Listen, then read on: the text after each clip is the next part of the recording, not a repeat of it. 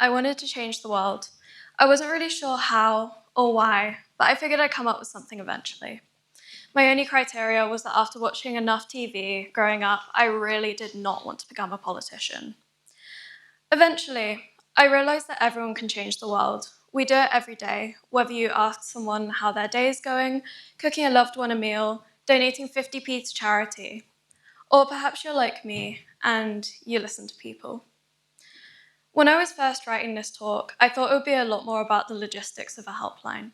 But I came to realize that the point I really want to make is the world kind of sucks, right? We all know that. You don't have to be political to think that.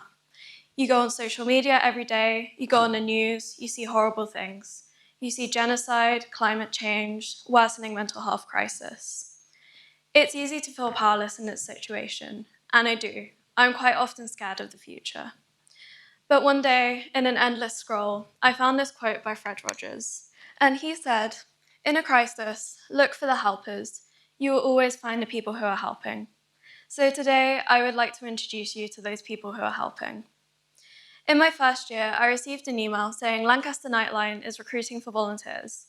And so I immediately signed up because I thought, why not? I'm a psychology student, it's a helpline. Makes sense, right? Well, what I didn't expect was that 2 years down the line, I'd be standing in front of you here after a year of having run the service and developing an understanding of how helplines work. But I think the real question here is, why do we need helplines? This is the current UK mental health system. Imagine one day you wake up and you realise that you've lost the spark of life.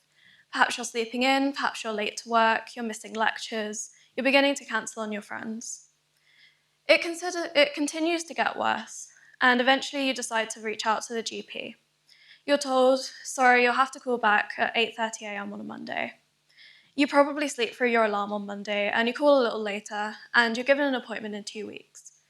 You kind of float around for those 2 weeks. You make it to your appointment and you're referred to CBT or talking therapy, but the waiting list is at least 6 months, if not a year. Where do you really go from here?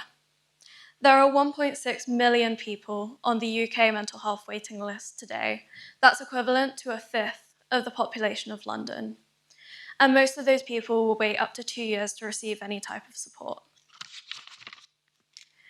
But, as you can see, helplines can help to plug this gap. They can act as a first point of contact before you even reach out for professional help. They can support you while you're on that dreaded waiting list. And you can give them a call if you're having a crisis in the middle of the night when no one's open. In 2024, the Samaritans alone picked up a call every 10 seconds. That is equivalent to a life changed 6 times a minute. Helplines can also help to reduce the pressure on the NHS and other healthcare services, but they're not a replacement for professional care, and that's a really important thing to understand. As a psychology student, I've grown to love some statistics, although I might be the only one. So I thought today I'd put together some stats for you. Since opening in 1953, the Samaritans have taken over 134 million phone calls. I did the math, and that's an average of 5,000 calls per day. In a recent review, 83% of Shout users, which is a crisis text line, said that their calls had helped them, with 66% or 2/3 saying that they felt calmer afterwards. That is a huge impact. And now you're probably thinking, am I just here to talk about mental health? And the answer is not really. These are 100 keywords from the 365 helplines accredited by the Helplines Partnership as of the 1st of January 2025. I personally can't think of anyone who hasn't been affected by at least one of these issues, and I'm sure that you guys can't either. But why am I telling you this? I think it's important to understand where helplines come from, as well as how they can fit into our public health system today, in order to understand how to better support the systems. There are many women, people of colour, and members of the LGBTQ+ community in this room, and I'm sure that many of you have reached out for help and you've been dismissed or ignored by healthcare. It's happened to me, and it's happened to most of my friends. Helplines they have popped up to support members of these demographics who are often minorities when it comes to healthcare. And they are often staffed by members of those demographics who understand the experience. This is also an advantage when it comes to receiving support for stigmatized illnesses such as schizophrenia. It has been commonly reported that individuals dealing with symptoms of schizophrenia struggle to reach out for support from professionals due to the perceived stigma that they may receive from healthcare and the people in their day-to-day lives. However, in 2012, a study showed that individuals with schizophrenia felt far more comfortable reaching out to an anonymous helpline. And this is one of the major advantages of helplines today. Another example of this is substance addiction.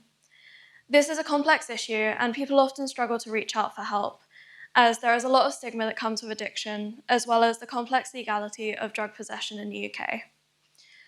There are now many helplines available for people struggling with substance misuse. They are all anonymous, and nothing goes to the police unless they believe that someone is at significant risk of harm.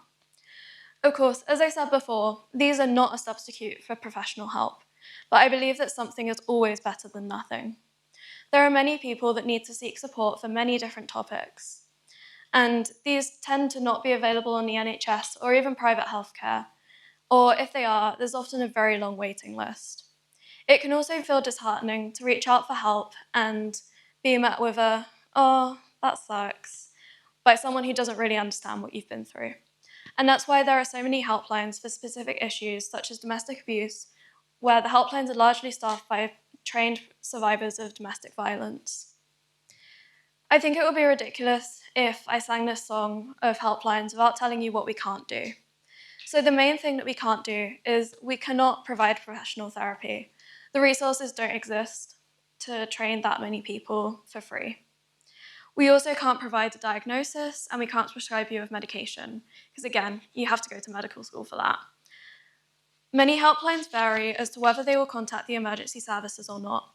Some of them will contact them if they believe you're in danger, others will contact them if you ask, and some will refuse. The ethical guidelines and policies vary greatly between helplines, and that's why I believe it is so important that they receive their own space in the public healthcare scene. I think Madeleine Gold from Columbia Medicine in 2022 puts it best, where she said, "Calling the hotline doesn't cure someone, but it's the gateway to other resources and treatment." And it's incredibly important that people are aware of these services, as they can provide a relief from the murky depth of health and community care, which often requires paperwork, more paperwork, waiting lists, and the dreaded phone call. But I think something that's now becoming more of a question is, what is the future of helplines? And that's something that many of us in the charity sector are asking ourselves. And to be completely honest, we don't know. It's incredibly unclear. There's a significant lack of research into the impact of helplines, and the research that does exist is often poor quality or only focuses on the short-term impacts. However, I did find one paper that showed that users of helplines in Australia experienced significant life improvements even 6 months after their contact. Additionally, funding is incredibly important for helplines. This often goes underestimated as they're mostly volunteer run, and people don't realize the amount of money that goes into running a helpline. This can be insurance, it can be training, or just resources and technology. An unfortunate example of this is the recent closure of the Nightline Association, where the association was forced to close down due to a lack of funding and a lack of volunteers. It's also important to note that volunteering these days is now more of a privilege than it has ever been before. Most people don't have the time to give up their time to help others when they could be getting paid. As a result, a common question to many of us is whether or not we'll begin to use AI. And the answer is absolutely not. Callers can tell when a response isn't genuine, and the helplines provide human contact that can't be gained from anywhere else. In fact, in our training at Lancaster Nightline, we use AI to generate examples of bad call taking. This paints a very depressing picture, but I would like to show you the positives that do exist and that we're trying to build on. Increasing awareness is incredibly important for us. This leads to more users of the service, which leads to more tangible impact, and in turn, more funding bodies are willing to put their trust in us. and that allows more people to benefit from the service. But one of the most important assets that we have is right here in this room, and it's you. Every individual in here could volunteer, you could fundraise, and you could spread awareness. In fact, one of those powerful things you could do right after this talk is to go on your phone and share some helpline details. You never knew who might need to see it. A common phrase is that it takes a village, but a village requires individuals, and I believe that together we can build a city. It's incredibly important that we learn to talk more openly about talking openly to each other, and that we also reduce the stigma surrounding seeking help for healthcare crises. I hope that you can leave this talk knowing one or two things. Firstly, that there is always someone out there who is willing to listen to you. And secondly, that you can be the kid that changed the world. Thank you.